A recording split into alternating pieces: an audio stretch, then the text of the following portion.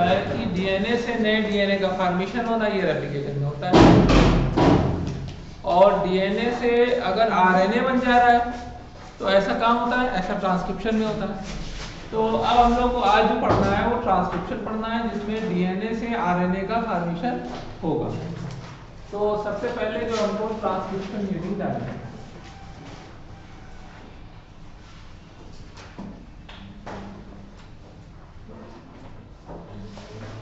Transcription.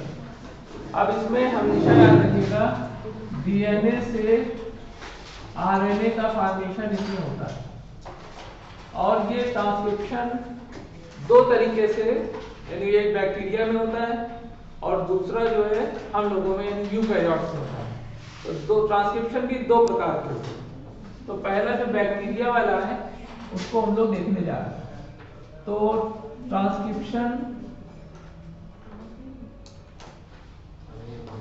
Transcription in bacteria, bacteria के अंदर transcription कैसे होता है उसको हम देखने जा रहे हैं। तो पहली बात क्या है कि दो तीन वर्ड्स हमें याद करने हैं। जैसे एक वर्ड, इसको जानने से पहले दो तीन वर्ड्स हमें याद करने हैं। एक वर्ड होता है जिसको कहते हैं हम लोग मोनोसिस्टोनिक, मोनोसिस्टोनिक। और दूसरा वर्ड होता है पॉलीसिस्टोनिक।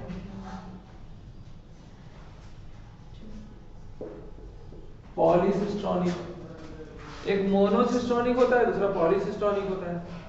तो ये जो मोनोसिस्टोनिक है इसका मतलब क्या, और सिस्ट्रॉन एक चीज होती है उसका क्या मतलब है, सिस्ट्रॉन।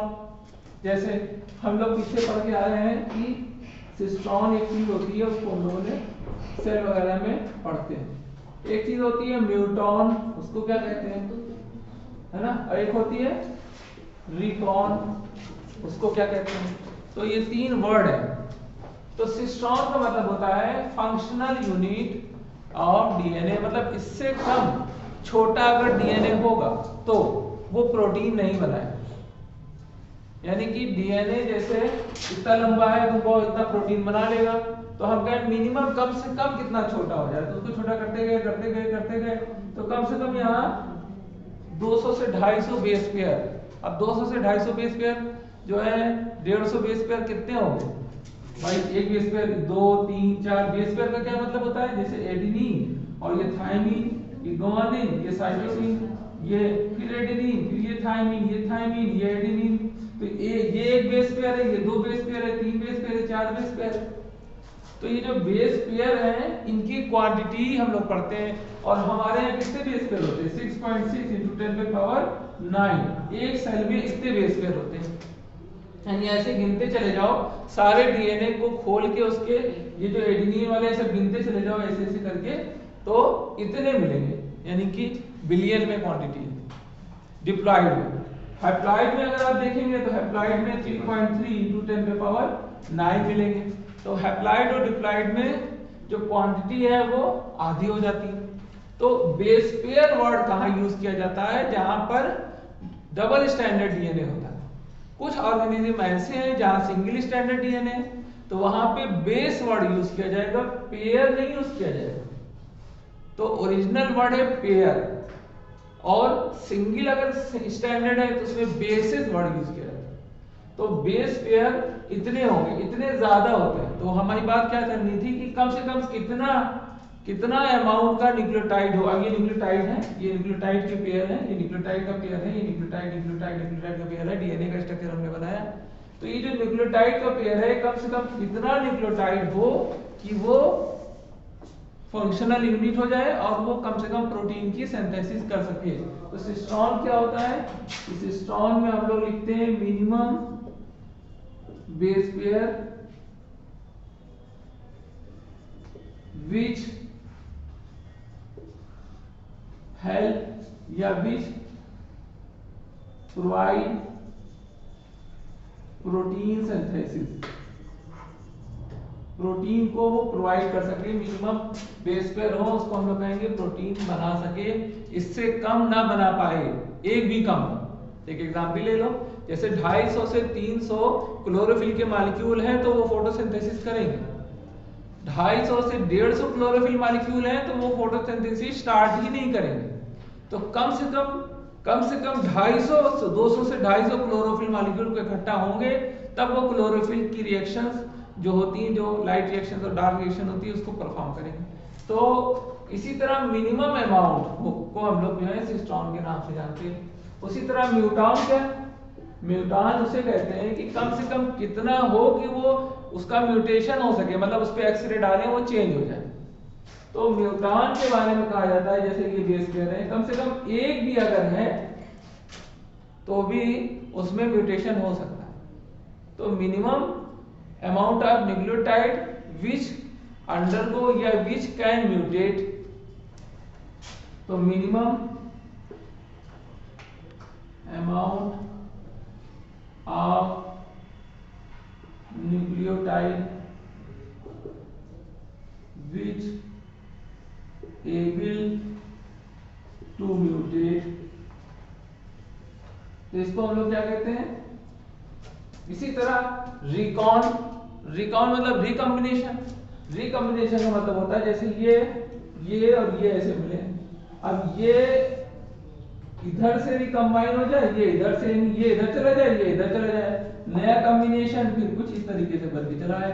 तो कम से कम रिकॉम्बिनेशन के लिए 4 यानी 2 पेयर न्यूक्लियोटाइड चाहिए। तो मिनिमम अमाउंट का न्यूक्लियोटाइड जो रिकॉम्बिनेशन कर सकता हो, अब 4 से 3 हो जाएंगे तो रिकॉम्बिनेशन नहीं कर पाएगा, तो उस यूनिट को हम लोग कहते हैं रिकॉम। तो minimum nucleotide can do recombination,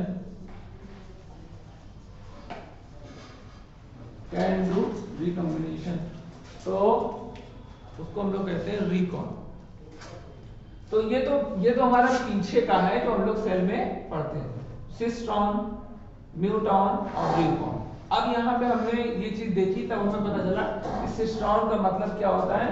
cistron का मतलब होता है फंक्शनल यूनिट, तो फंक्शनल यूनिट इसको हम कहते हैं, फंक्शनल यूनिट ऑफ डीएनए के नाम से हम जानते हैं सिस्टोन। तो फंक्शन के पॉइंट ऑफ व्यू से अब एक स्ट्रक्चरल यूनिट होती है, एक फंक्शनल यूनिट होती है, तो फंक्शनल के साथ ही है। अब मोनोसिस्टोनिक का क्या मतलब है? मोनोसिस्टोनिक का मतलब क्या है कि जैसे ये डीएनए है, ये डीएनए है, अब ये जो डीएनए है ये डीएनए एक प्रोटीन को बनाने की, अब डीएनए में हमें अच्छे से पता है कि डीएनए की जो 5:3 पोलैरिटी की लेग होती है वो 5:3 की बनाती है, यानी 3:5 पोलैरिटी की जो लेग है डीएनए की वो टेम्पलेट होती है, वो अपने ऊपर एक बनाती है। एमआरएनए अगर वो बनाएगी तो हमेशा 5:3 का बनाएगी, डीएनए बनाएगी तो भी 5:3 का बनाएगी। अगर डीएनए 5:3 का बनाएगी तो उसको लीडिंग कहेंगे, अगर वो आरएनए बनाएगी तो उसको कहेंगे सेंस स्टैंड।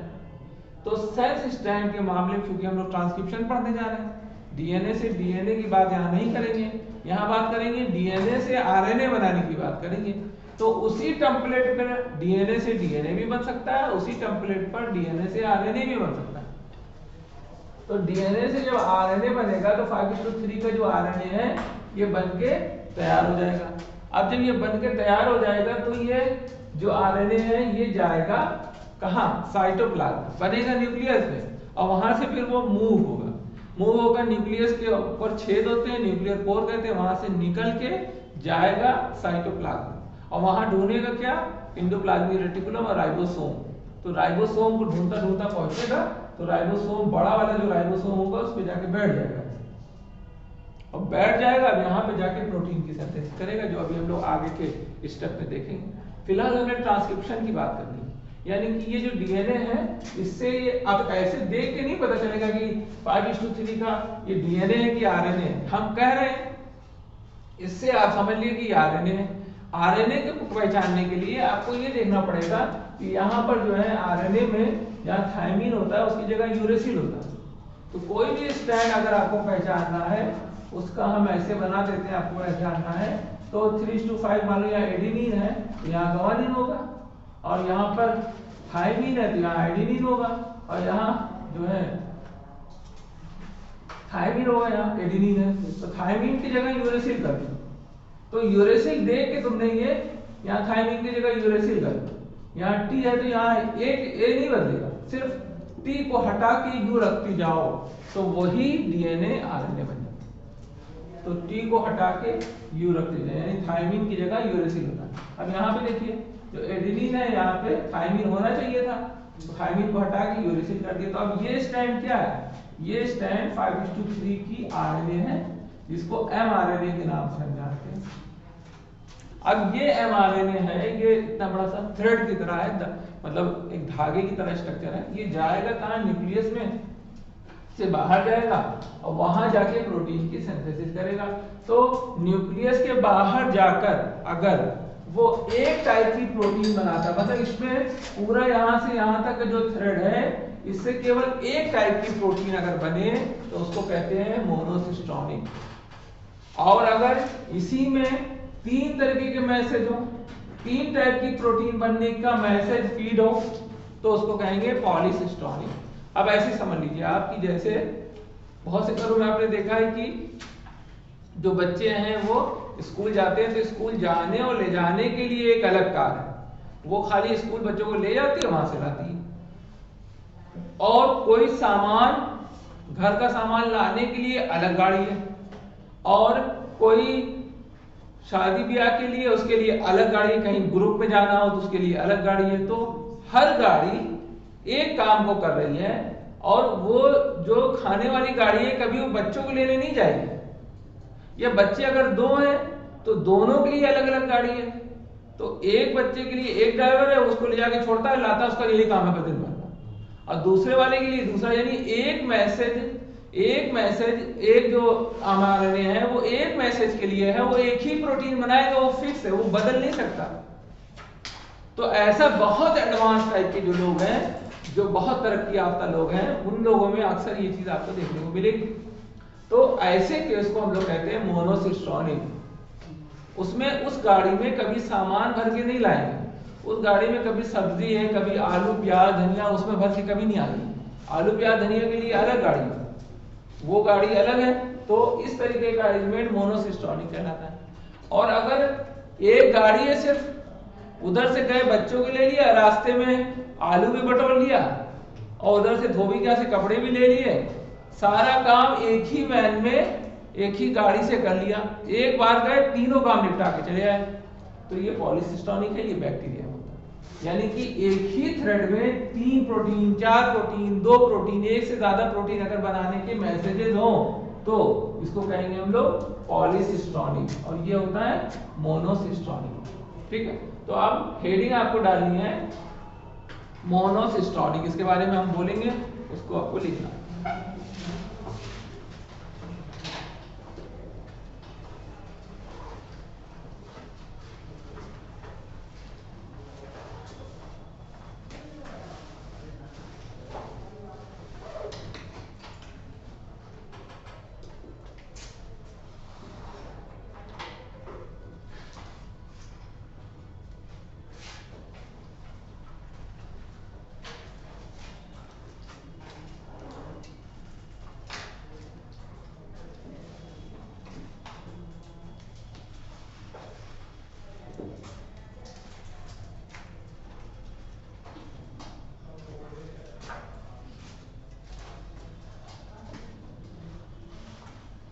लिखिए मोनोसिस्टोनिक में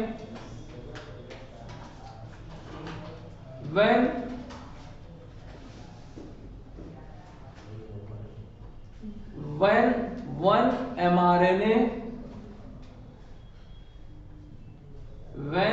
one mRNA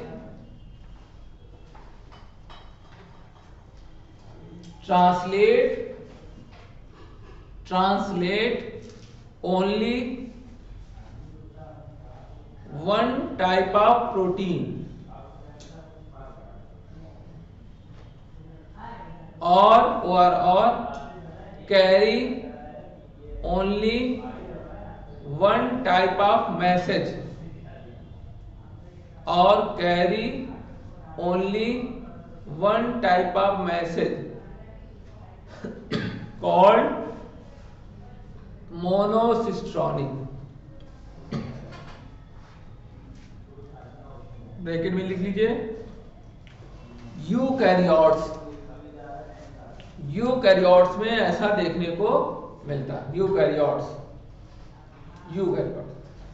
उसके बाद फिर नेक्स्ट हेडिंग हमारी है दैट इज द पॉलीसिस्ट्रॉनिक।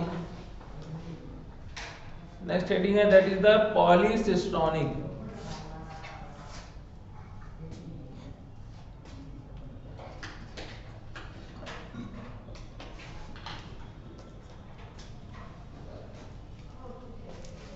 इसमें लिखिए when more than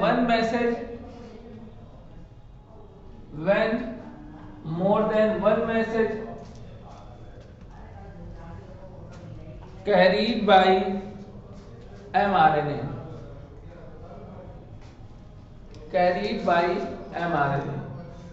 called polycistronic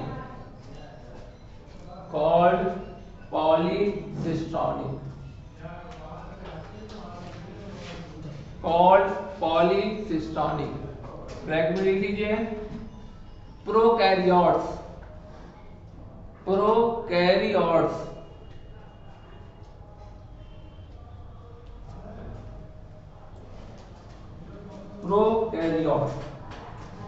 तो प्रोकैरियोट्स में जो प्रिमिटिव कैरेक्टर है वो इस तरीके का देखने को मिलता है।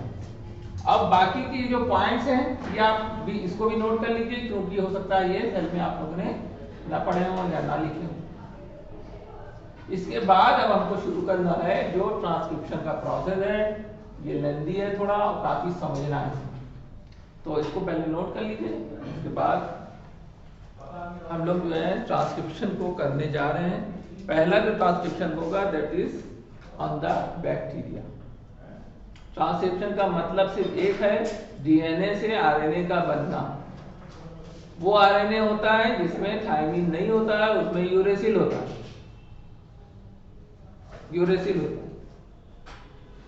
और पहली बात 3:5 पर ही 5:3 बनेगा, और ये 5:3 ही केवल एमआरएनए होगा जो प्रोटीन सिंथेसिस करने के लिए जाएगा। इसी के अपोजिट लेग भी तो होगी 3:5 की, इधर 5:3 डीएनए की। उस डीएनए पर जो एमआरएनए बनेगा वो प्रोटीन सिंथेसिस नहीं करने जाएगा, और वल तो कहते हैं बनेगा ही नहीं। मतलब इनको कितना पता है ये बात, सोचने वाली बात है। ये डीएनए तो लोग नोट भी करते जाओ, ये डीएनए ये 3:5 है। इसको कहा नेचर ने कि तुम्हारी जिम्मेदारी है तुम एमआरएनए बनाओ। इन्होंने पूछा कहा नहीं, तुम एमआरएनए ना बनाओ, तुम्हारा एमआरएनए प्रोटीन सिंथेसिस करने नहीं जाएगा। भाई फर्क क्या है? सिर्फ पोलैरिटी का तो फर्क है, बाकी तो नाइट्रोजन बेस एक है। तो ये जो एमआरएनए इस पे बन रहा है इसको कहेंगे हम लोग सेंस। तो सेंस स्ट्रैंड ही जाएगा, और इसके ऊपर जो बनता है वो अव्वल बनेगा ही नहीं, सीधी सी बात याद रखिए। हाँ, कुछ केसेस में जब आरएनए इंटरफेरेंस पढ़ना होता है तो हम लोग बना देते हैं, ताकि ये जो डिजीज काज करने जा रहा है ये बना लेंगे तो ये रास्ते में जाके उसको रोक लेगा। जैसे एक मिसाइल कहीं से कंट्री से दागा गया तो उसका एंगल उसकी पोजीशन से एग्जैक्ट उसी स्पीड से डाला गया, ऐसा डाला गया कि वो रास्ते में ही हवा में ही सब खत्म। तो ऐसा आरएनए इंटरफेरेंस में हम लोग ऑलरेडी पढ़ गए हैं। इसके अलावा ये ही जाएगा, सिर्फ पहली बात रट लो, और जो जाएगा वो 5:3 पोलैरिटी का होगा एमआरएनए, और इसमें थायमिन की जगह यूरेसिल होगा। ये एमआरएनए कहलाएगा, और ये साइटोप्लाज्म के में न्यूक्लियर पोर से ट्रांसफर होके जाएगा। समझ लो, बिल्कुल फिक्स बातें हैं। अब इसमें इसको कहेंगे क्या? सेंस। और इसका क्या नाम हो जाएगा, इसका नाम हो जाएगा एंटीसेंस। यानी एंटीसेंस डीएनए पर सेंस आरएनए का फॉर्मेशन हो रहा है। सबके नाम असल में इतने ज्यादा हैं, इतने मतलब हर स्टेप पे तो नाम मिल रहे हैं, वो भी नाम ऐसे जो हमारे यहाँ बिल्कुल कभी हम लोगों ने ना सुने, हमारे यहाँ जैसे नाम रखे जाते हैं वैसे कहाँ नाम है।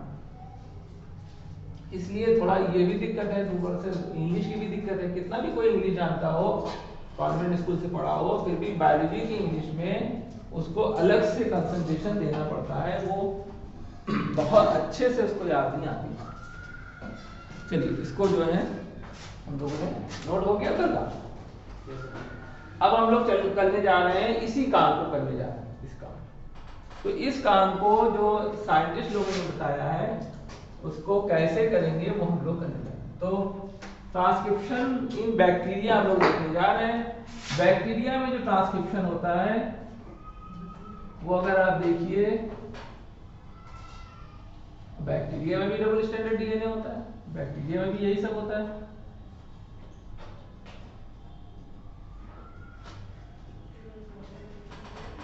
अब ये डीएनए जो है 3:5 का ले लिया हमने। अब 3:5 का जो डीएनए है इसको हम लोग कहते हैं टेम्पलेट, टेम्पलेट स्ट्रैंड। मतलब टेम्पलेट मतलब वो बेड जिस पर एमआरएनए बनेगा। तो टेम्पलेट स्ट्रैंड जाहिर सी बात है डीएनए का ही होगा, कोई इसमें सोचने की बात ही नहीं। तो ये डीएनए का होगा और इस डीएनए में ये जो एमआरएनए बन रहा है 5:3 का, ये एमआरएनए है, इसको हम लोग कहेंगे कोडिंग स्ट्रैंड। तो आप अपनी बुक को अगर ध्यान से देखिए तो उन्होंने भी कहा है कि स्ट्रेंजली, चौंकाने वाली बात है कि जो कोडिंग कर रहा है उसका नाम टेम्पलेट है और जो कोड हो रहा है उसका नाम कोडिंग है। ऐसे करके स्ट्रेंजली करके बुक में तुम्हारे दिया है कि आप खुद चौंक जाएंगे कि जो कोड हो रहा है उसको कोडिंग कह रहा है, जो कोड कर रहा है, कोड करने वाला कोडिंग होता है ना। तो ये मिसनॉमर यहाँ पे भी मिसनॉमर हमारे यहाँ बहुत है। डार्क रिएक्शन में भी मिसनॉमर है, डार्क भी ऐसे लगता है जैसे डार्क ही नहीं होती। तो बहरहाल ये इतनी बात हो गई। अब इसमें होता क्या है, इसके 3 स्टेप होते हैं। पहला स्टेप क्या होता है इसका, प्रोमोटर। प्रोमोटर के बाद इसका जो है दूसरा स्टेप होता है, इसको कहते हैं इलॉन्गेशन। और तीसरा स्टेप होता है, इसको कहते हैं टर्मिनेशन। तो 3 हेडिंग हमें याद हो गई कि एमआरएनए का फॉर्मेशन 3 स्टेप में होता है, प्रोमोटर, इलॉन्गेशन या प्रोपोगेशन और टर्मिनेशन। तो 3 स्टेप में इसको हम लोग पढ़ते हैं। अब ये 3 स्टेप होता कैसे वो हम लोग अब देखेंगे। क्या सबसे पहले क्या होता है,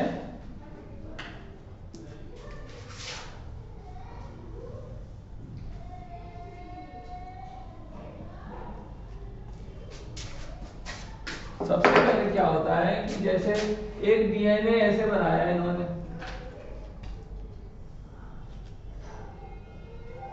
ये डीएनए ऐसे बनाया। अब ये डीएनए में इस लेग को, ये जो लेग है ये देखो आई, इसको हमने 3:5 कहा,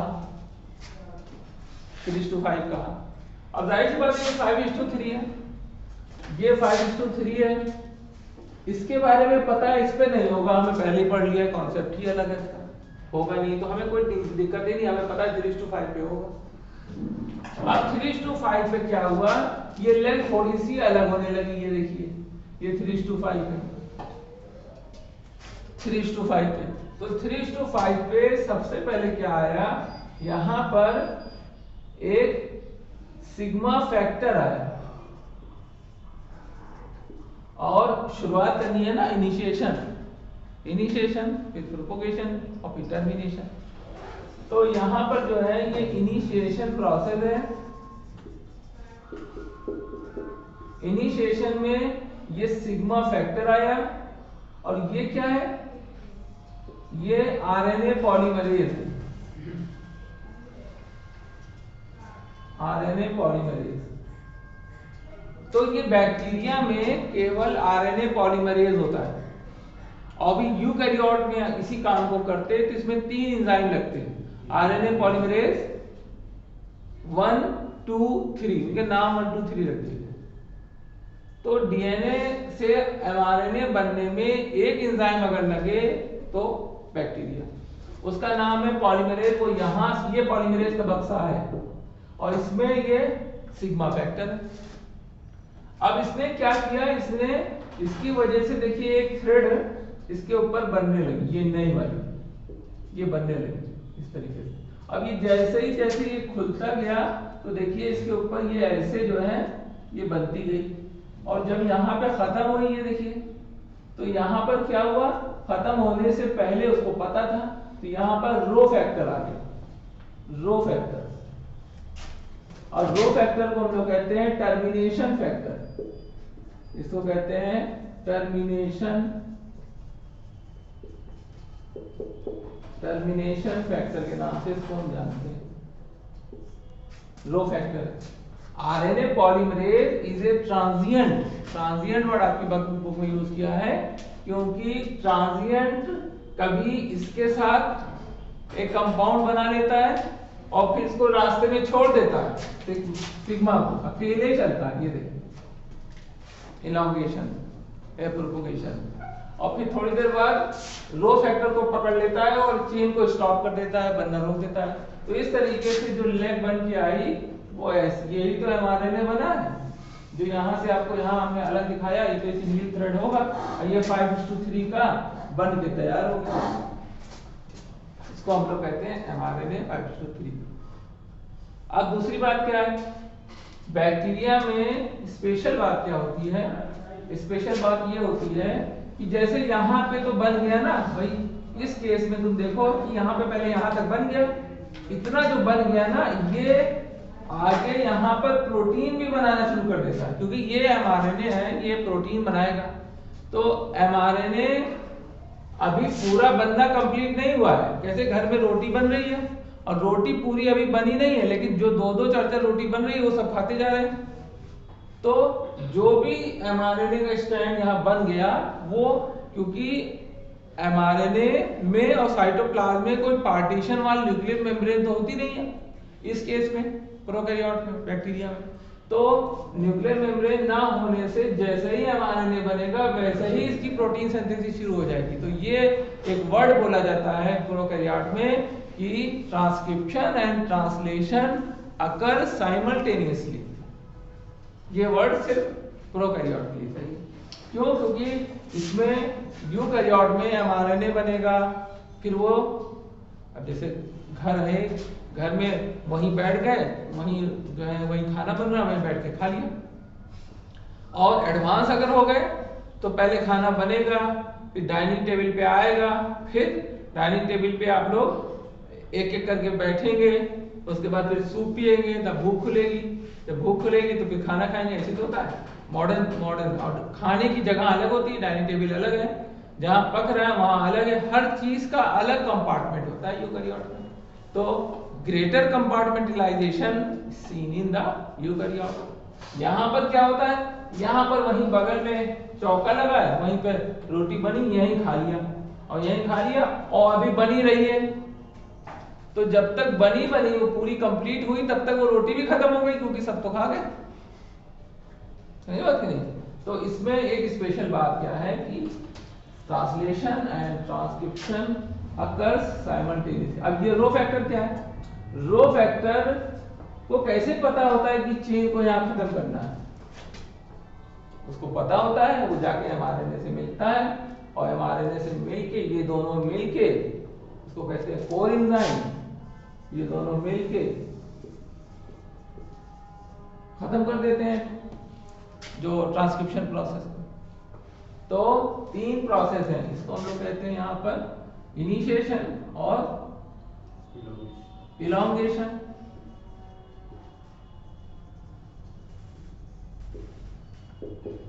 और टर्मिनेशन के नाम से हम जानते हैं। तो ये 5:3 का फॉर्मेशन हो गया। इसमें हमें लिखना क्या है? इसमें हमें लिखना यही है। अब इस पे नीट पे क्वेश्चन आया था, इस पे वो क्वेश्चन अभी मैं बताने जा रहा हूं। पहले लिखना क्या है कि transcription and translation occurs simultaneously in bacteria.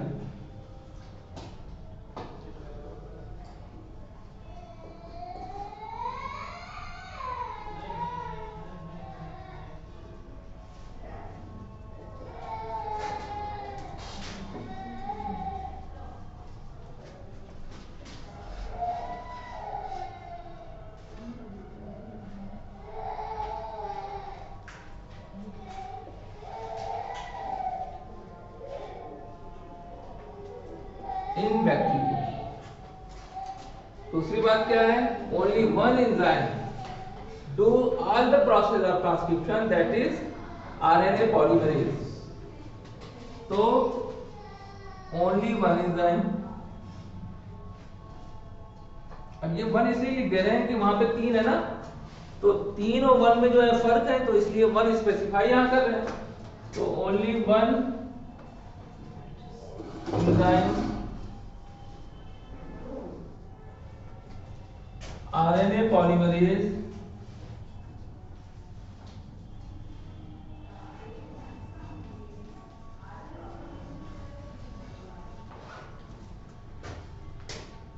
help in transcription.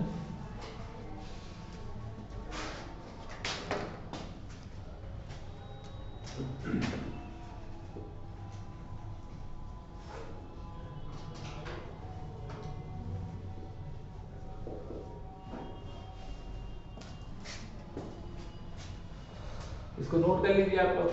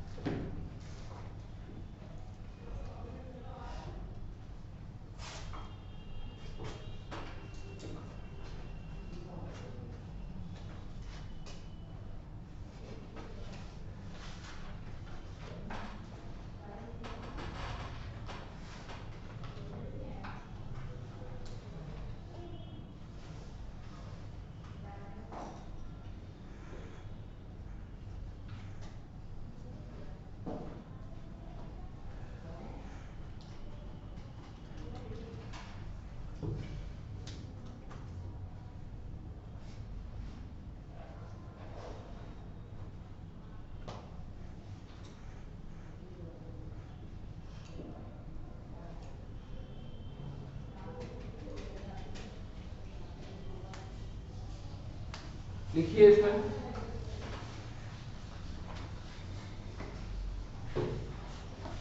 During the initiation process of transcription,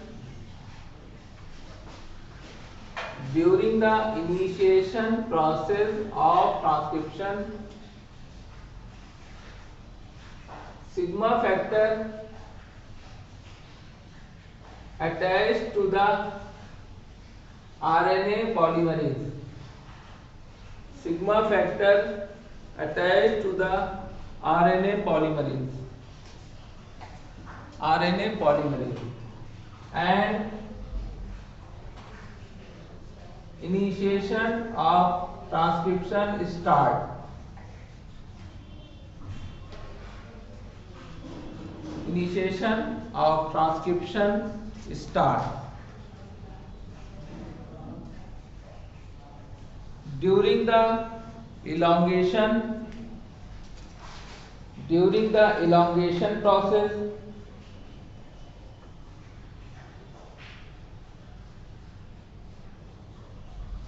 elongation process, only RNA polymerase works. Only RNA polymerase work करता है. But during termination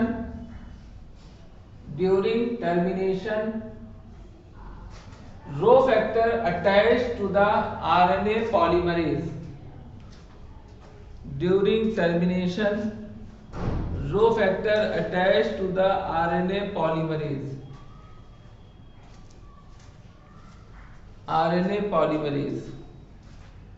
Causes completion of RNA chain.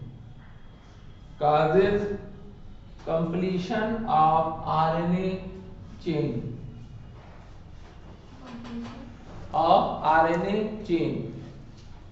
CHAIN RNA chain. तो completion ये हमारा हो गया. और इस तरीके से ये आपको जो दिख रहा है mRNA 5:3 का ये बन के तैयार हो गया. न्यूली फॉर्म्ड mRNA है ये, और इसने तुरंत का तुरंत प्रोटीन सिंथेसिस भी कर दी. तो यहीं का यहीं काम खत्म हो गया. लेकिन अगर यही डीएनए होता, यूकैरियोट होता, तो क्या होता? तो ये जो mRNA बनता, ये इसमें प्रोसेसिंग होती, यानी फिर से इसका इंस्पेक्शन होता. इसमें से जो अनवांटेड टुकड़े हैं, जिनको इंट्रॉन्स कहते हैं, वो काट के हटाए जाते हैं. जो वांटेड, जो यूजफुल हैं, एक्सॉन्स, उनको वापस जोड़ा जाता है. वो जोड़ने के बाद ये जो थ्रेड है ये काफी छोटा हो जाता, क्योंकि इंट्रॉन्स को हटा दिया जाता. इसके अलावा और भी काम होते हैं. वो सारे काम प्रोसेसिंग ऑफ द mRNA में हम लोग पढ़ेंगे. और प्रोसेसिंग कहाँ होती है? केवल यूकैरियोट में होती है. तो इसमें ये एलोन काम होता है, प्रोसेसिंग इसमें नहीं होती है. और अगर यूकैरियोट होता तो इसमें प्रोसेसिंग भी होगी. तब एक जो mRNA बनेगा वो निकलेगा न्यूक्लियस से बाहर प्रोटीन सिंथेसिस करने. बात समझे नहीं? अब जैसे ऐसे ही घर में हम लोग नॉर्मल रहते हैं, तो कोई भी कहीं जाना अपना वैसे ही पहुंच गए. और कुछ लोग जो है वो घंटों तैयार होते हैं स्पेशल काम के लिए. डिफरेंट टाइप के चेंजेस लाएंगे, डिफरेंट टाइप की तैयारी करेंगे स्पेशल ओकेजन के लिए. तो वो जो प्रोसेसिंग करते हैं वो केवल यूकैरियोट में होती है, प्रोकैरियोट में नहीं होती. तो वो चीज अब हम लोग पढ़ने इसमें जा रहे हैं. तो उसमें यहां से यहां तक का प्रोसेस नहीं पढ़ेंगे, केवल यहीं से कंटिन्यू कर देंगे, क्योंकि इतना काम तो उसमें भी होगा. और यहां से फिर हमको प्रोसेसिंग करनी होगी. तो दूसरी बात क्या है, इसमें भी एक चीज देखो कि ये प्रोमोटर है, ये जो है टेम्पलेट है. टेम्पलेट में ये जीन होते हैं यहाँ पर, जो यहाँ होते हैं, इसको कहते हैं स्ट्रक्चरल जीन. इनका नाम होता है स्ट्रक्चरल जीन. और ये स्ट्रक्चरल जीन जो होते हैं यहाँ से यहाँ तक फैले होते हैं, वो नए mRNA को बनाते हैं. तो ये इतनी बात होगी. दूसरी बात क्या है कि हम लोग यूकैरियोट की ट्रांसक्रिप्शन देखने जा रहे हैं, जिसमें जो एंजाइम यूज होंगे उनको पढ़ने जा रहे हैं. ये पूरा बन गया था हम लोग, उसको पढ़ने जा रहे हैं. और एंजाइम के साथ साथ जो वर्ड्स नए यूज किए जाएंगे, जैसे स्प्लाइसिंग एक वर्ड है, यहाँ यूज किया जाएगा. स्प्लाइसिंग का मतलब होता है काटना. स्प्लाइसिंग वर्ड यूज किया जाएगा. उसको भी हम लोग ट्रांसक्रिप्शन इन यूकैरियोट.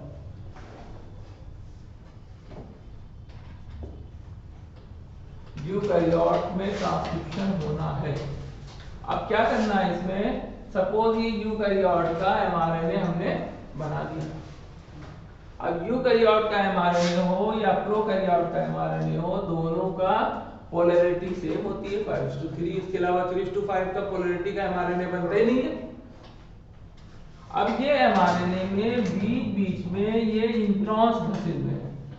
इंट्रॉन्स क्या होते हैं? ये नॉन कोडिंग पार्ट होते हैं. ये कोडिंग यानी कि प्रोटीन बनाने में हेल्प नहीं करते। वैसे भी हमारी बॉडी, हमारे जितने भी जीन्स हैं उसमें 98.5% जो है वो नॉन कोडिंग है। केवल 1.5% कोडिंग करते हैं, वो प्रोटीन बनाते हैं, उसी के बदौलत हम लोग की इतनी प्रोटीन बनी है। तो ये जो पार्ट्स हैं इनको कहते हैं हम लोग इंट्रॉन्स। इनको अब इन इंट्रॉन्स को हटाना पहला काम। दूसरा काम क्या है इसमें कैपिंग करनी और टेल की तरफ टेलिंग करनी है, तो इसको कहते हैं हम लोग कैपिंग, और इसको कहते हैं हम लोग टेलिंग। तो इसमें इस तरीके के कैप लगाते हैं। तो ये जो टेलिंग और कैपिंग है ये भी प्रोसेसिंग के अंदर आता है। कैपिंग में क्या करते हैं हम लोग, इसमें गुआनोसिन 3 फास्फेट यानी कि गुआनोसिन का कैप यहां पर हम लगाते हैं, और यहां पर जो है वो पॉली ए टेल लगाते हैं। पॉली ए टेल जो है लगभग 200 बेस पेयर का बना हुआ टेल होता है, वो लगाते हैं टेलिंग में। और यहाँ पर जो है GPP यानी गुआनोसिन ट्राइफॉस्फेट जो है हम यहाँ पर लगाते हैं। तो जो कैपिंग है वो कैपिंग हम लोग गुआनोसिन की लगाते हैं, गुआनोसिन ट्राइफॉस्फेट की कैपिंग करते हैं। तो इस तरीके से हमने यहाँ पे करा दिया। अब क्या करना है इसमें, अब इसमें ये छोटे छोटे टुकड़े हट जाएंगे और खाली देखो एक्सॉन को फिर से यूनाइट करके 3:5 का बना देंगे, और ये फुल्ली प्रोसेस्ड mRNA है। फुल्ली प्रोसेस्ड mRNA है। अब ये प्रोटीन सिंथेसिस करने जाएगा। इसमें कौन कौन से एंजाइम यूज होंगे, पहला एंजाइम इसमें यूज होगा जिसको कहते हैं RNA पॉलीमरेज। RNA पॉलीमरेज को कहते हैं RNA पॉलीमरेज 1 के नाम से इसको हम जानते हैं। RNA पॉलीमरेज 1 किन चीजों से बनता है, ये बनता है 28S RNA से बनता है, 18S RNA से बनता है, और 5.8S RNA से बनता है। यानी कि 28S RNA। अब ये याद करने वाला है फुल, और ये पूछा गया अभी कुछ दिन पहले कि इसमें RNA पॉलीमरेज 1 में कितने S RNA होते हैं, तो 28, 18, 5.8 होगी बात। उसके बाद फिर दूसरा है RNA पॉलीमरेज 3। इसमें क्या होता है 5S RNA, SN RNA और tRNA। ये इस एंजाइम की मदद से बनता है। मतलब RNA के प्रकार हैं ये। जब वाला एंजाइम लगेगा तो इस टाइप का 28S 18S 5.8 का बनेगा, और जब ये लगेगा RNA पॉलीमरेज 3 तो 5S SN RNA और tRNA बनेगा। अब SN RNA को कहते हैं स्मॉल न्यूक्लियर RNA, और 5S RNA को 5S RNA कहते हैं। इसके बाद जो है वो तीसरा जो है, अब देखिए जैसे बुक में ऑर्डर दिया है पहला, तीसरा, दूसरा, तो दूसरा सीधा असेंबली है। इसमें क्या लिखना है RNA पॉलीमरेज 2। RNA पॉलीमरेज 2 में जो बनता है वो HN RNA बनता है। HN RNA का मतलब होता है heterogeneous nuclear RNA। Nuclear RNA कहते हैं इसको, हेट्रोजीनस न्यूक्लियर RNA के नाम से इसको हम जानते हैं।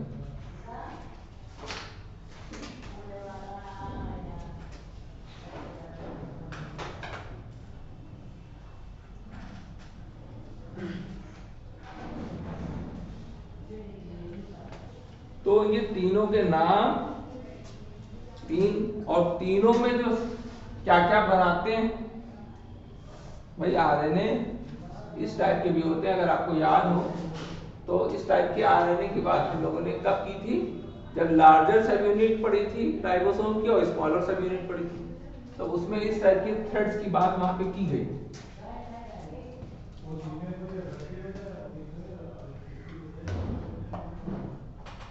और एक और आरएनए होता है, उसको कहते हैं 23S आरएनए। वो आरएनए बैक्टीरिया में यूज होता है और उसको राइबोजाइम के नाम से हम लोग जानते हैं, तो वो भी हम लोग इसके बाद देखेंगे।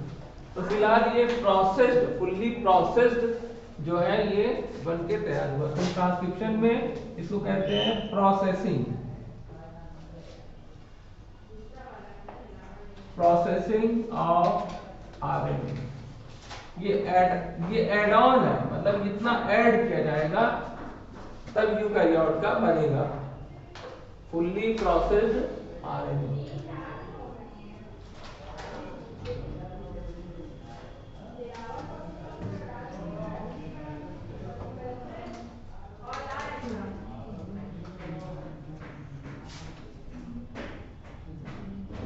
तो इसको नोट कर लीजिए, फिर इसमें हम लोग थोड़ा सा लिख लेते हैं।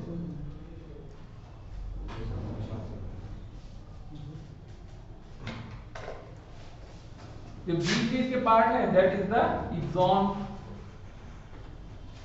और एक्सॉन इंट्रॉन को हटाना, एक्सॉन को जोड़ना, इसको कहते हैं हम लोग स्प्लाइसिंग।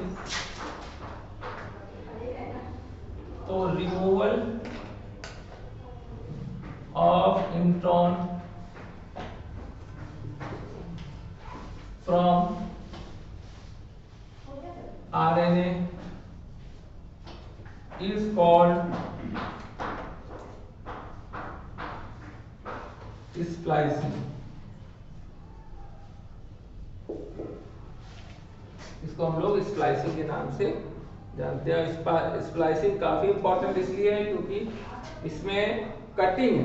स्प्लाइस का मतलब होता है उसके को कट करना, टुकड़े करना।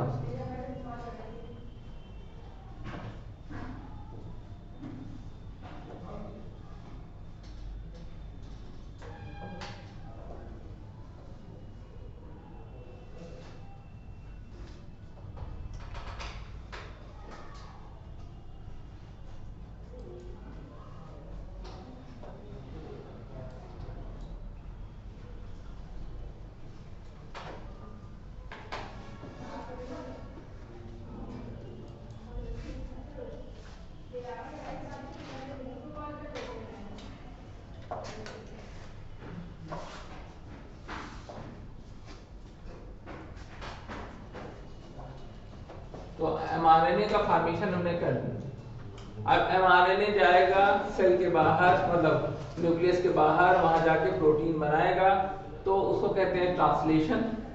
ट्रांसलेशन पढ़ने से पहले हम लोग कोडॉन्स के बारे में थोड़ा देखेंगे कि व्हाट इज द कोडॉन्स, और डिफरेंट टाइप के कोडॉन्स क्या होते हैं, और जेनेटिक कोड क्या होता है। तो जेनेटिक कोड के बारे में हम लोग अब देखने हैं। इसको हटा दें।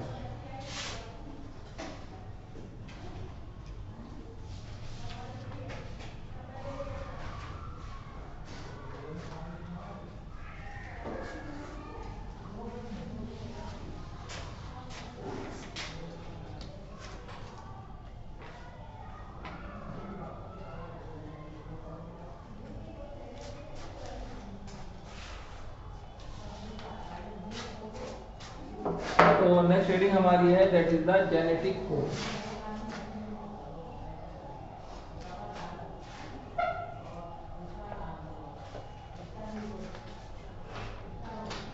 Genetic code.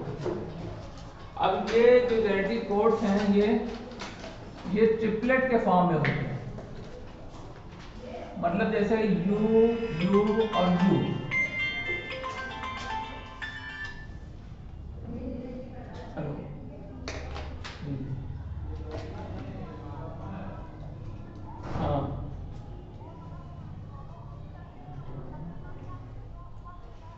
हाँ, जो दो सुबह दोपहर शाम। हाँ हाँ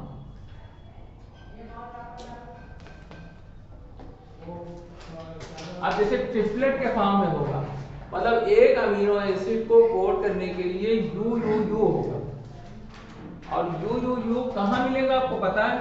आपको ये mRNA में यहाँ पे मिलता है, जैसे यू, फिर यहाँ पे यू, फिर यहाँ पे यू।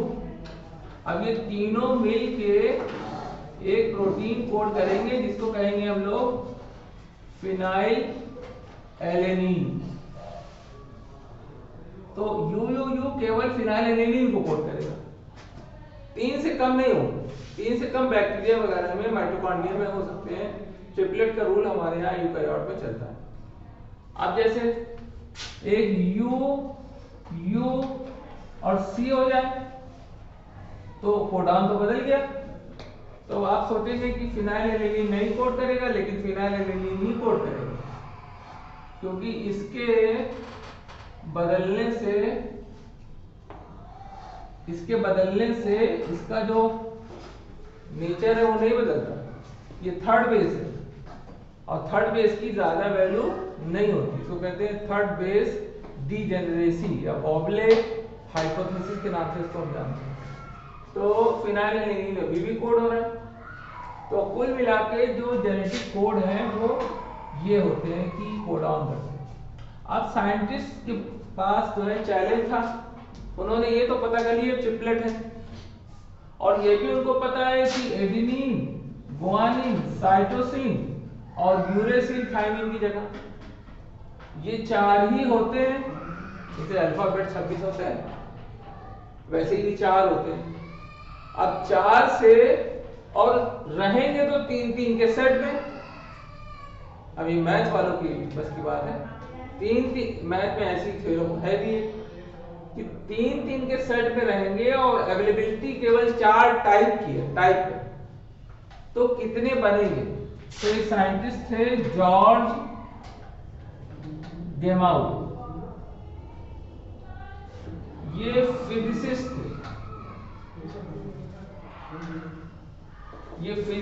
थे, और ऑर्गेनिक केमिस्ट्री भी जानते थे। तो इन्होंने क्या किया, इन्होंने कहा कि ये तो बहुत आसान है। इन्होंने कहा अगर 4 टाइप के अवेलेबल हैं, सुनो बहुत ध्यान से देना, इस पे क्वेश्चन बना देते हैं। 4 टाइप के अवेलेबल हैं और एक सेट 3 का बनेगा, तो कितने सेट बन पाएंगे 3-3 के? उन्होंने कहा 4 पे पावर 3, तो उन्होंने कहा इक्वल टू 4 × 4 × 4, यानी 64 टाइप के अब जो है ट्रिपलेट के 64 सेट बन के तैयार होंगे। 64 सेट। तो इस पे क्वेश्चन क्या लिख देते हैं? For a mitochondria which have doublet, उसमें 3 का सेट नहीं, उसमें 2-2 का सेट। एक माइटोकॉन्ड्रिया का केस है जिसमें 2-2 का सेट है। तो how many maximum codons are form? तो 4 पे पावर, तो 4 × 4 ये क्वेश्चन बन जाता है। थोड़ा सा टफ क्वेश्चन है, इस टाइप के क्वेश्चन आते थे कभी कभी। वो कहते थे किसी को सपोज करो किसी में ये 4 तरीके के नहीं है। अब ये 4 तरीके के हैं, ये तो हम लोग पीछे पढ़ के आ रहे हैं ना, एडेनिन, गुआनिन, साइटोसिन, थाइमिन। तो ये जो 4 तरीके के नहीं है, मान लो किसी में 3 ही तरीके के हैं, ए है, जी है और यू है। माइटोकॉन्ड्रिया में, बैक्टीरिया में ऐसे केस मिलते हैं। तो क्या करेंगे? तो ये वाला बदल देंगे, तो 3 पे पावर 3। तो ये जो होते हैं ये नीचे वाला होगा, और ट्रिपलेट या डबलेट ये इसके ऊपर होगा। उस हिसाब से तुम क्वेश्चन निकाल सकते हो। इसमें कितने बनेंगे? 3 × 3 और × 3, तो 27। ठीक। तो अब आपको पता चल गया अगर ये 4 वैरायटी है, 4 वैरायटी, अब 4 अल्फाबेट तुमको दिए जाएं और तुमने तुमसे कहा जाए कि इसको 3-3 के जोड़े में रखो, कोई सेम ना होने पाए, तो 3-3 के सेट में तुमने ऐसे रख दिया। और जॉर्ज गेमाउ ने इसको बताया, साइंस फिजिक्स के आदमी थे, तो उन्होंने कैलकुलेशन से निकाल दिया और ऐसा पाया भी गया। ऐसे ही 64 टाइप के टोटल कोडान्स हमारे यहाँ उपलब्ध है जो प्रोटीन सिंथेसिस करते हैं। उसमें जो 3 टाइप के कोडान हैं वो नॉनसेंस कोडान है, जैसे UAA, UAG और UGA। इसको कहते हैं हम लोग ओकरा, इसको कहते हैं हम लोग अंबर, इसको कहते हैं हम लोग ओपेल। ये 3 टाइप्स के जो हैं इनको हम लोग कहते हैं नॉनसेंस कोडान, क्योंकि ये कोडान कोई प्रोटीन नहीं बनाते। जैसे यू आपने देखा फिनाइल एलेनिन बना रहा है, और भी चाहे देख लीजिए तमाम है, ये भी फिनाइल एलेनिन बना रहा है। एक और होता है UAC, पूरी लिस्ट आपकी बुक में दी है, ये टायरोसिन बनाता है। और एक होता है AUG, वो मिथ्योनिन कोड करता है। 64 का पूरा सेट आपकी बुक में दिया हुआ है। तो 64 में से 3 घटाओ पहले तुम। ये है नॉनसेंस कोडान। नॉनसेंस कोडान का मतलब क्या जानते हो? इसमें सेंस स्टैंड नहीं है, तो ये सेंस इसका नहीं बनता है। तो जो चेन तुमने देखा था, ये टर्मिनेट हो गई थी, चेन रुक गई थी। टर्मिनेशन में भी देखा था नहीं, रो फैक्टर आया, तो वो रो फैक्टर इस टाइप के कोडान के आने की वजह से चेन रुकती है। जब ये आ जाएंगे तो इनका कोई अमीनो एसिड होता नहीं है, ये किसी भी अमीनो एसिड को कोड नहीं कर सकते, तो they can not code any amino acid, they can not code any amino acid code नहीं।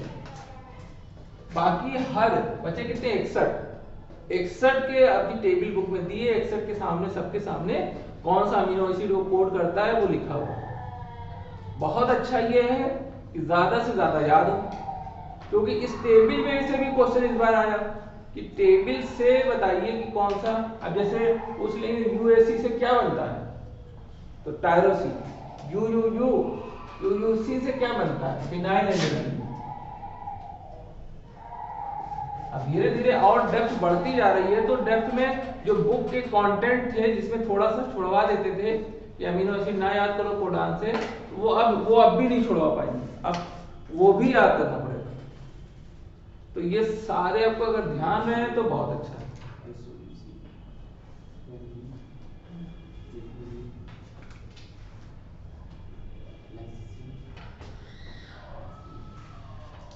ये बात हमारी हो गई। उसके बाद क्या है, नॉनसेंस कोडान। अब ये जेनेटिक कोड के बारे में रूल्स हम लोग पढ़ने जा रहे हैं। Rules for genetic code.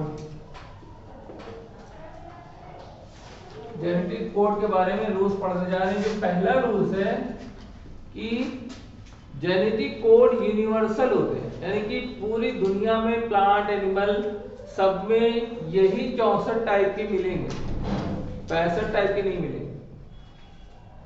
तो आसान हो गया कि दुनिया में कितने एनिमल है, कि सबके जेनेटिक कोड पढ़ना है, प्रोटीन सिंथेसिस पढ़ना है, तो ये पढ़ लो, समझ में आ जाएगा। तो सभी की प्रोटीन तुम देख के बता सकते हो। तो ये यूनिवर्सल होते हैं। अब एक्सेप्शन, जैसे कुछ माइटोकॉन्ड्रिया में एक्सेप्शन है। अब माइटोकॉन्ड्रिया में जैसे तुमने यहाँ बताया UAA है, UAG है, ये इसका नाम अंबर है और ये कोई प्रोटीन नहीं कोड करता है, लेकिन माइटोकॉन्ड्रिया में ये भी प्रोटीन कोड करता है। तो एक्सेप्शन तो हर जगह है थोड़े थोड़े, लेकिन इन जनरल ज्यादातर केसेस में ये प्रोटीन नहीं कोड करता। तो जैसे पहला रूल है कि कोडॉन्स, अब कोडॉन्स है क्या, ये ट्रिपलेट को कोडॉन्स कहते हैं। ट्रिपलेट कोडॉन कह लो या कोडॉन कह लो, एक को नहीं कहेंगे। तो codons are in triplet and universal. ये हमेशा सारी दुनिया में यूनिवर्सल होते हैं। अब कोडाउन को अगर लिखना है तुमको, तो जैसे U U U C A A फिर U फिर C फिर A कॉमा, कोई गैप, कोई स्पेस नहीं छोड़ सकते। ये रूल है हमेशा कोडाउन में, no comma, no gap, no space, no punctuation. इसका दूसरा रूल क्या है? नो कॉमा, नो पंक्चुएशन,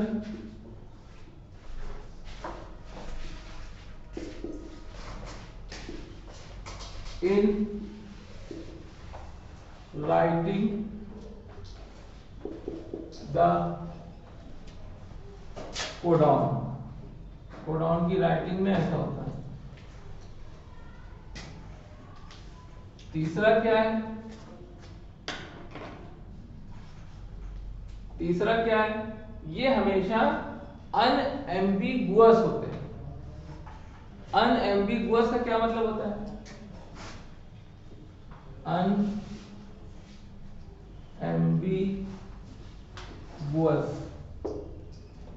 या स्पेसिफिक होते हैं। स्पेसिफिक समझ गए? मतलब एक कोडान जो होगा वो एक ही अमीनो एसिड कोड करेगा, दो नहीं कोड करेगा। तो इसका मतलब होता है one codon code only one amino acid. ये रूल है, रूल है, लेकिन एक्सेप्शन भी है इसका। एक ऐसा कोडान है जो दो अमीनो एसिड को कोड करता है। कोई ऐसा कोडान बताओ जो दो अमीनो एसिड को कोड कर दे।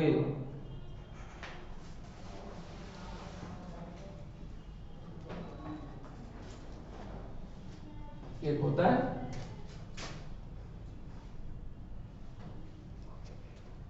उसको कहते हैं यूएजी।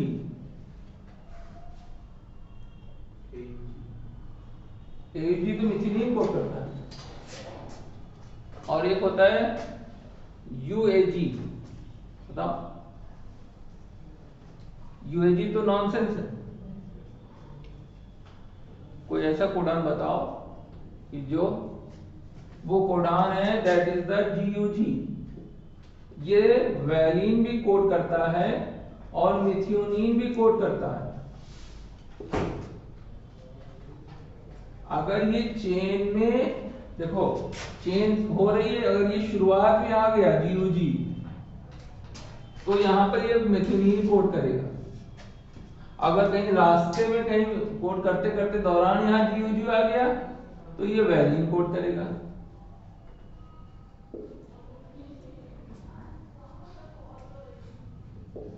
तो जीयूजी जो है वो इस रूल का एक्सेप्शन है। जीयूजी कोड करता है methionine as well as valine.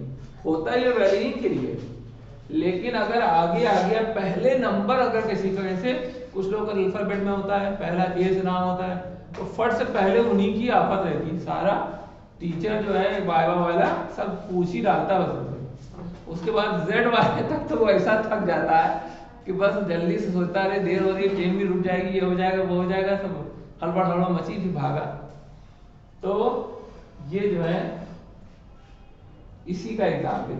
तो मिथियोनिन और वैलिन दो चीजें इसमें कोड हो सकती है। तो इतनी बात हमें पता चल गई कि हमेशा जब प्रोटीन बन रही होगी तो पहला अमीनो एसिड हमेशा और हमेशा मिथियोनिन ही होगा। कोडॉन्स भले यूजी की जगह जीयूजी आ जाए, लेकिन प्रोटीन जो पहला अमीनो एसिड है ऑलवेज मिथियोनिन होगा। ये भी बात पता चली, ठीक। अनएम्बिगुअस या स्पेसिफिक होता है, ये तो रूल है और ये इसका एक्सेप्शन है। इसको रूल के एग्जांपल में ना लिख देना, इसको यहां साइड में एक्सेप्शन लिख देना। Exception, exception.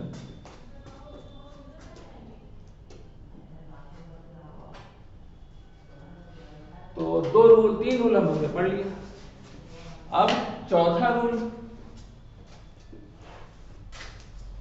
चौथा रूल क्या है? चौथा रूल क्या है कि कोडॉन्स होते हैं डीजनरेट होते हैं। Rule number 4, codons are degenerate, codon जो है डीजेनरेट होते हैं। हाँ बताओ, कुछ नहीं समझ में आता तो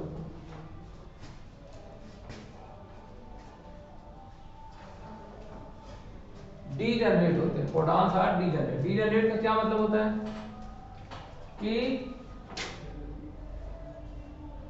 एक अमीनो एसिड दो कोडॉन से भी बनती है। एक अमीनो एसिड एक कोडॉन, भाई एक कोडॉन से एक अमीनो एसिड बनना चाहिए, लेकिन एक अमीनो एसिड दो कोडॉन से भी बनती है। तो अब जैसे डीजेनरेट का मतलब होता है जैसे यू यू सी और यू यू यू, ये एक अलग कोडॉन, ये एक अलग कोडॉन है, लेकिन दोनों कोडॉन से मेथियोनीन ही तो बन रही है, सॉरी फिनाइल एलेनीन तो ही बन रही है, फिनाइल एलेनीन, इससे भी फिनाइल एलेनीन बन रही है। इसको कहते हैं डीजेनरेट कोडॉन, यानी कि एक अमीनो एसिड दो डिफरेंट टाइप के कोडॉन से बन रही। बस सी हो गया तो डिफरेंट तो हो ही गया। अब ये सी है क्या, इसको कहते हैं third base,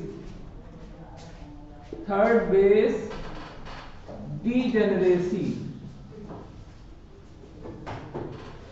third base degeneracy के नाम से इसको हम जानते हैं, थर्ड बेस डीजेनरेसी। और इसका दूसरा नाम भी होता है, मतलब तीसरे वाले को अहमियत ना दे। जैसे घर में दो तीन भाई हैं, दो बड़े हैं, तीसरे वाले की बात की कोई वैल्यू नहीं रहा, दो लोग जो डिसाइड कर लेते हैं वही होता है, तीसरे को पूछा ही ना जाए वो जो, तो उसको डीजेनरेट हमेशा डीजेनरेट ही करते हैं। कह रहे हैं उसकी क्या बात है, उसकी अकल कहाँ, बिल्कुल गधा बेकार है, कुछ चाहता नहीं है, ये नहीं करता और नहीं करता, बस है कि नहीं, यही रहता है। इसको कहते हैं थर्ड बेस डीजेनरेसी। इसको कहते हैं वॉबले, वॉबले बेस पेयरिंग, वॉबले पेयर के नाम से भी जानते हैं उसे। कहते नहीं तुम बिल्कुल वॉबले हो गए हो, वॉबलिंग मतलब कि इसकी कोई वैल्यू ना हो, वॉबलिंग साइंटिस्ट है। अरे इन्हीं साइंटिस्ट पे तो आज दुनिया चल रही है, वरना कहाँ पता ही ना होता। ठीक है, तो ये इतनी बात हो गई। और कोई रूल इसमें हम लोग को देखना है, तो 6 रूल थे, कितने हो गए, 4 हो गए।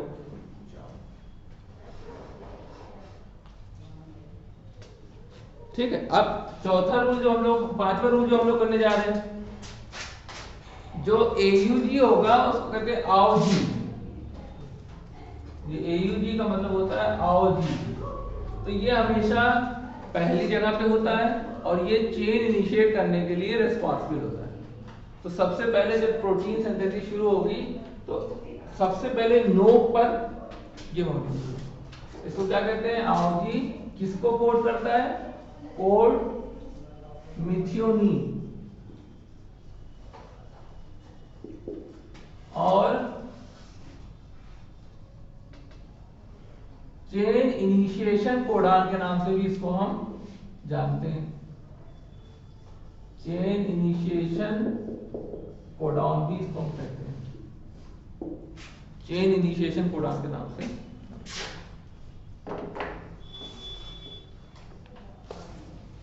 और एक होता है जाओ जी, जीव जी। तो जीव जी हम लोग यहां देख चुके हैं। तो आओ जी जाओ जी दोनों से मिथ्योनीन कोड हो रहा है कि नहीं हो रहा। आओ जी से मिथ्योनीन ही कोड होता है और जाओ जी से मिथ्योनीन और वैलिन कोड होता है। हो गई बात कि नहीं।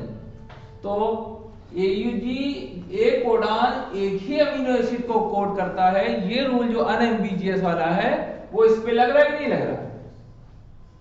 और एक कोडॉन दो अमीनो एसिड को कोड करेगा डीजेनरेट के केस में, तो उसमें ये लग रहा है उल्टा है। यानी कि एक अमीनो एसिड दो कोडॉन से कोड हो रही है, ऊपर देखो, ठीक है। और ये तो अनएम्बिगियस का एक्सेप्शन है।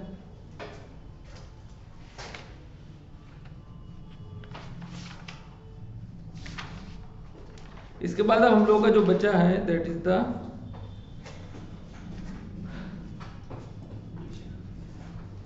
ठीक है, एक रूल और आप देख लीजिए, ये ऑलवेज इन ट्रिपलेट और ओनली 61 कोडान जो होंगे वो कोड करेंगे, बाकी 3 जो होंगे वो नॉनसेंस होंगे, ठीक है। तो only 61 codon codes for protein, only 3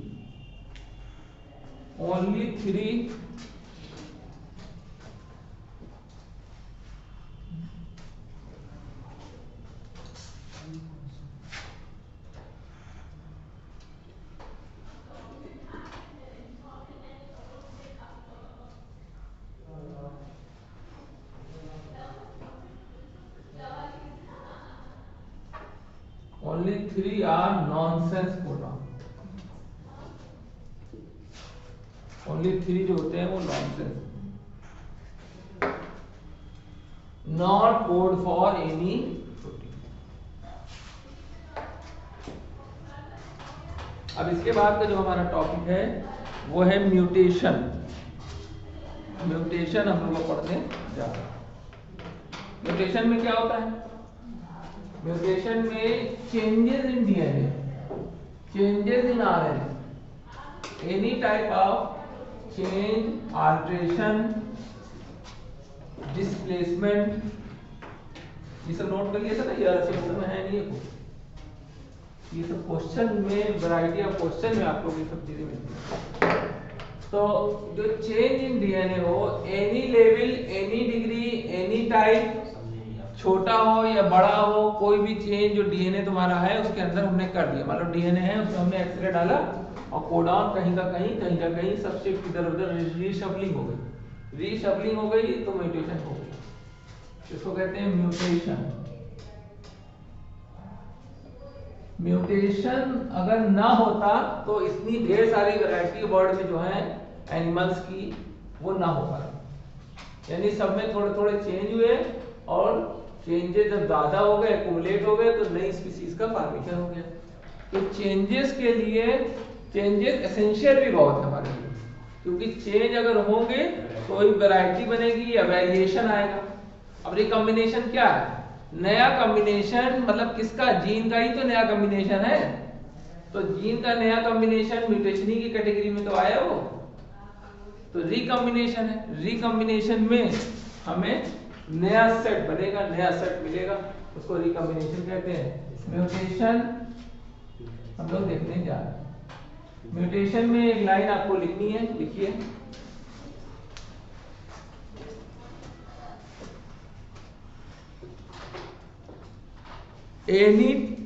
any type comma any level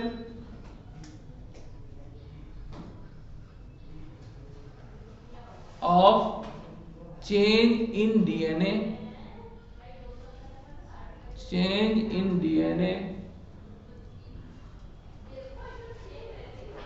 called mutation। अभी आप डार्विन की थ्योरी पढ़िए, तो डार्विन ने सबसे पहले ये बताया कि बिना म्यूटेशन के कोई नई चीज बन ही नहीं सकती। यानी mutation is the reason of variation.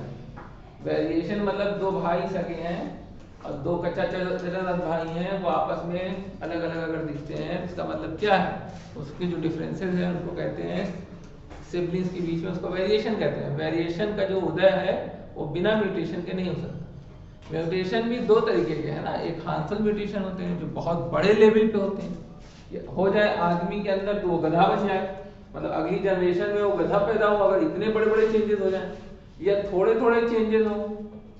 तो थोड़े थोड़े चेंजेस बहुत ज्यादा होते हैं जिनको पॉइंट म्यूटेशन के नाम से हम लोग जानते हैं, जिनको फ्रेम शिफ्ट भी कहते हैं। तो उनको पॉइंट म्यूटेशन हर वक्त होते रहते हैं। तो इसके बाद लिखिए नेक्स्ट हेडिंग हमारी है पॉइंट म्यूटेशन या frame shift mutation, point mutation और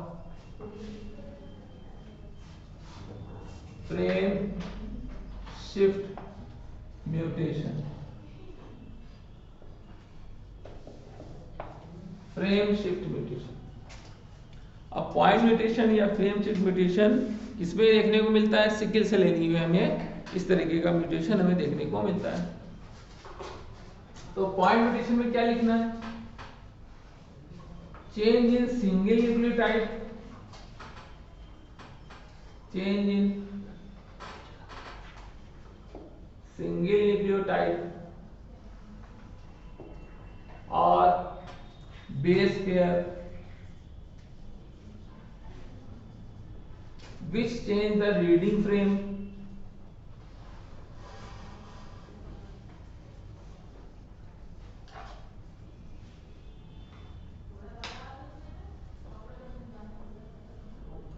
reading frame of DNA called frame shift mutation।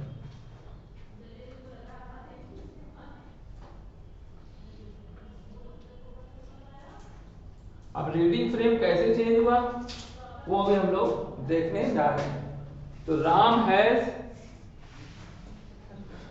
Red cap, Ram has big red cap, तो राम हैज कैप से शुरू करेंगे और राम हैज बिग बीच में बढ़ाएंगे और जब घटाएंगे तो रेड हटा देंगे। तो राम हैज रेड कैप, ये एक डीएनए है, सपोज ये कोडॉन्स का ऑर्डर है, उसमें लिखा है, एग्जाम्पल है ये।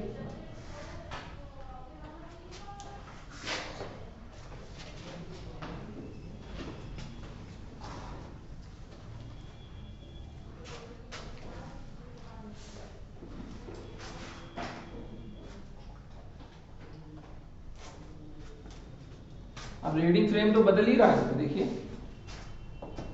एक डीएनए है, सपोज ये कोडॉन्स के फॉर्म में तो रहता है, राम हैज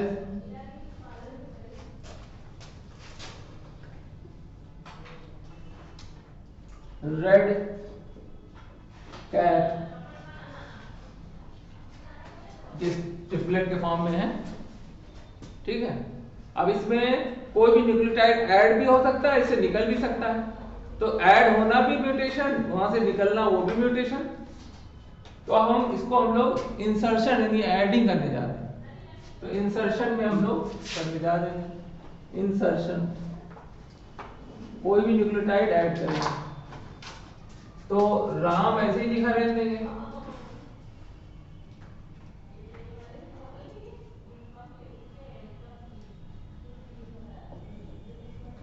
हैज भी ऐसे लिख देंगे और बिग तक बी बढ़ाएंगे, केवल एक ही न्यूक्लियोटाइड बढ़ाते हैं और ये बिग ये बढ़ा दिया तो ये आर इधर शिफ्ट हो गया, डी इसके साथ हो गया, तो आर ई हो गया और डी इसके साथ हो गया, हाँ डी सी ए हो गया, पी अलग हो गया, फ्रेम शिफ्ट हो गया। उसके बाद नेक्स्ट स्टेप में क्या करेंगे, राम हैज बी के साथ आई भी बढ़ा दिया, तो यहां पर ई, यहां पर जो है आर बचा, ई इधर आ गया, E D C A P इधर आ गया। देख रहे एक एक न्यूक्लियोटाइड हम बढ़ा रहे हैं। उसके बाद फिर राम हैज, तो आई और जी बिग बढ़ा दिया और आर को जो है इधर कर दिया, आर ई डी रेड, हाँ सी ए पी इधर आ गया। तो कुल मिला के क्या बना, एक चीज ऐड कर दी बिग, है ना, जो बिग पहले नहीं थी बिग ऐड कर दिया, तो ये कोडॉन जो है नई प्रोटीन बनाएगा, नई म्यूटेशन हो गया। तो ये इंसर्शनल म्यूटेशन है, इंसर्शन की वजह से। अब क्या करें, अब डिलीशन वाला देख लेते हैं। डिलीशन वही लिखते हैं ऊपर वाली, राम हैज रेड कैप। तो अब ये हम लोग रेड को हटाना है हमको, तो राम हैज आर को हटाया तो ई बी और सी और फिर ए और ये पी, सी इधर आ गया ना, तो ए और पी तो बचा। अब देखिए राम हैज, तो ई हटाया तो डी सी ए इधर से ले आए तो यहां पी बचा, तो रेड का आर ही घट गया, आर घटाया फिर एक एक करके हटाते हैं। फिर देखिए राम हैज, डी भी हटा दिया तो सी है और पी इधर आ गया, तो राम हैज कैट, यानी ऊपर वाले में हमने एक ट्रिपलेट जोड़ा, नीचे वाले में एक ट्रिपलेट हटाया। तो हटाना और जोड़ना क्या है, ये म्यूटेशन की कैटेगरी में है, जिसमें इंसर्शन है ऊपर वाले में, ये हम लोग इंसर्शन देख रहे हैं, दैट इज द इंसर्शन।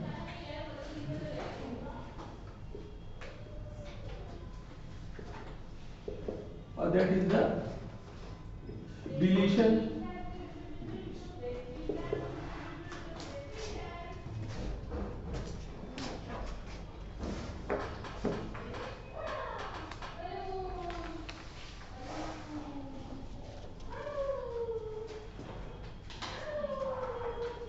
तो फ्रेम शिफ्ट इंसर्शन या फ्रेम शिफ्ट डिलीशन, दो हम लोगों ने इसमें देख लिया।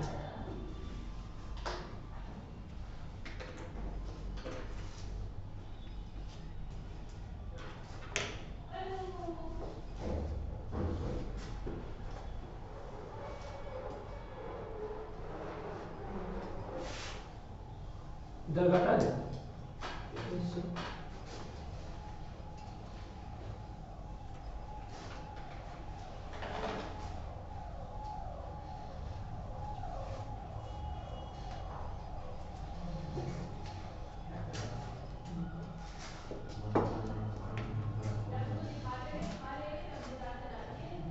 अब इसके बाद जो हमारी नेक्स्ट शेडिंग है दैट इज द टीआरएनए।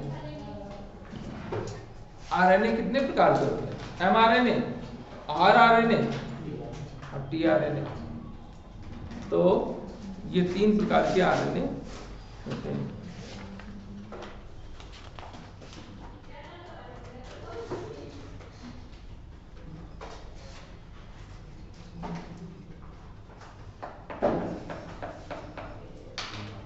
चलिए अब हम लोग लिखते हैं टीआरएनए।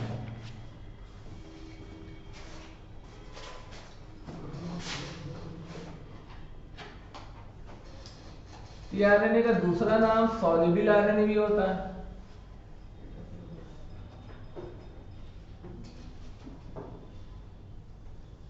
और इसको ट्रांसफर आरएनए भी कहते हैं।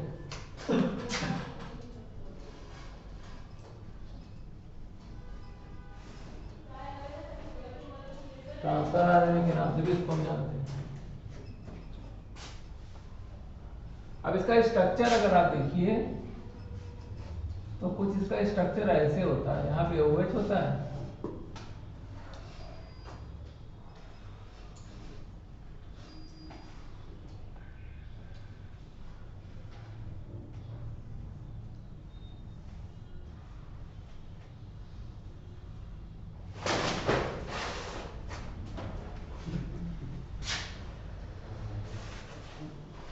नींद आ गई थी क्या?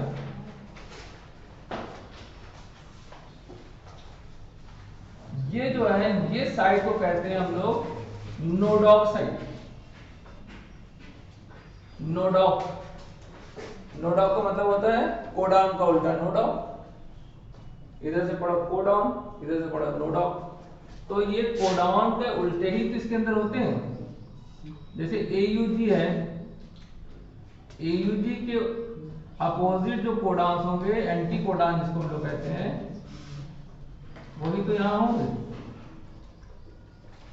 एंटी कोडान में क्या है, A की जगह पर U होगा भाई। यहां पे T वाला कॉन्सेप्ट तो डीएनए तक था, डीएनए के बाद जहां आरएनए बना, आरएनए प्रोटीन बनी, अब वहां सब T कहीं नहीं रहेगा, बस रेप्लिकेशन में T रहता है।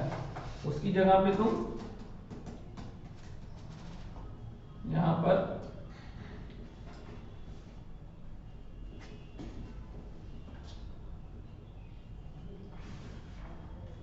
तो AUG है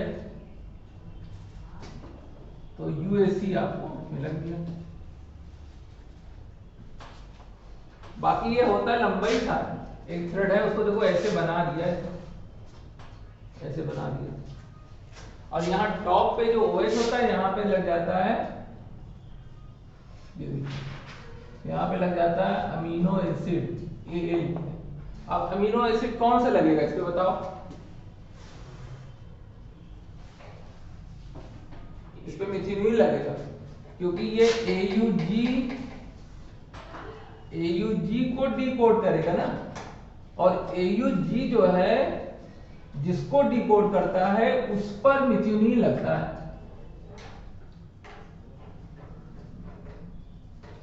यानी मिथियोनिन के लिए कोडान AUG चाहिए, और एंटी कोडान जो टीआरएनए पे होगा वो चाहिए UAC। तो इससे पढ़ा जाता है, इससे नहीं पढ़ा जाता। AUG में मिथियोनिन लगेगा।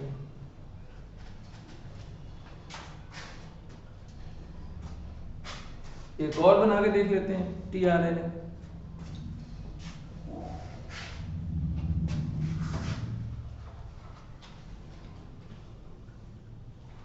तेईस तारीख को इलेक्शन है ना? Yes sir. हाँ, तो 23 तारीख को पोलिंग बंद रहेगी। हाँ, वरना सबके सब जेल जाएंगे। और क्या, गवर्नमेंट की तरफ से बहुत सख्ती रहती है।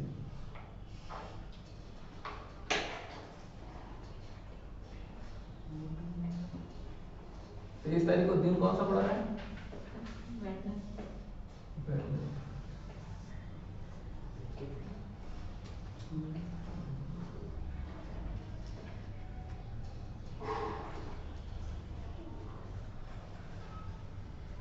ट्यूसडे पढ़ना है। ट्यूसडे पढ़ना है।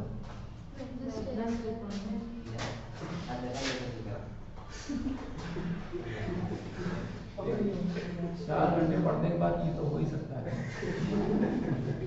तो टाइम कम कर दीजिए। अब यहाँ पे सपोज यहाँ पे ये कोडान, यहाँ पे टायरोसिन है समझो। अगर टायरोसिन है तो यहाँ पर एंटी कोडान आपको बताना है। बताओ, अगर यहाँ टायरोसिन है तो ऑटोमेटिक सी बात है यहाँ पर जो है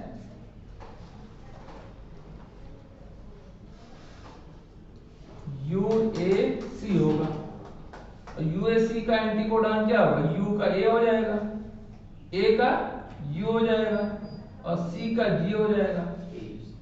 हाँ, तो AUGC, तो इसका एंटी कोडान होगा टायरोसिन।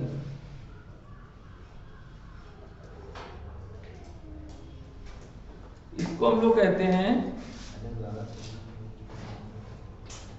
इन्वर्टेड एल के फॉर्म में। पहले क्या कहते थे? क्लोवर लीफ स्ट्रक्चर है। क्लोवर मतलब लॉन्ग की तरह इसका स्ट्रक्चर है। आप क्या कहते हैं? Inverted L. अब ऐसे देख के तो दोनों ही नहीं लग रहे। तो स्ट्रक्चर ऑफ टीआरएनए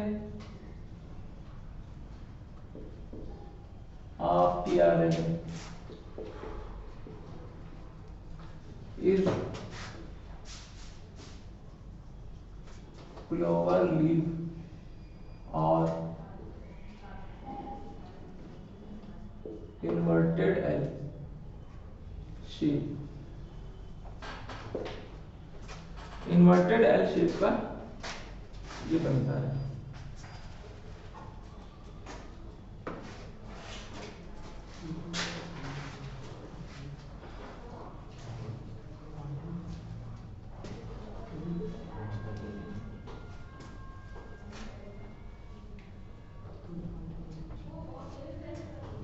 इसको कहते हैं हम लोग अमीनो एसिड एक्सेप्टर साइट,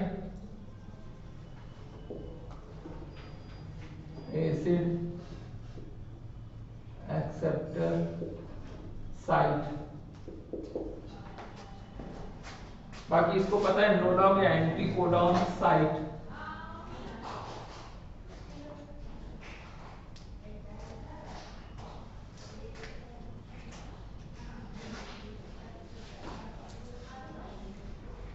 तो ये हमने खाली टीआरएनए के बारे में बात की। अब इसके बाद का जो नेक्स्ट स्टेप है that is the translation. Translation का मतलब होता है प्रोटीन का फॉर्मेशन, वो हम लोग अब पढ़ने जा रहे हैं। ट्रांसलेशन सर्कल बढ़ा देगा। ट्रांसलेशन थोड़ा सा पढ़ लो तो। ट्रांसलेशन चलो रहने दो।